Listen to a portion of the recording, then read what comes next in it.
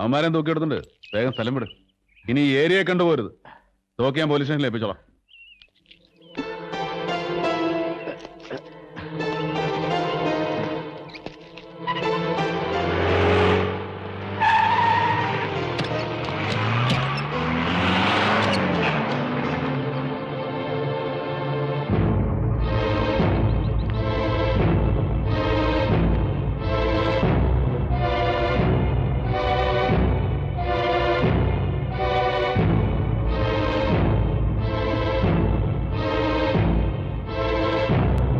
കോഴിമുട്ട കൊണ്ട് ഒരു 3-4 കോഴിമുട്ട എടുത്തു പാടി.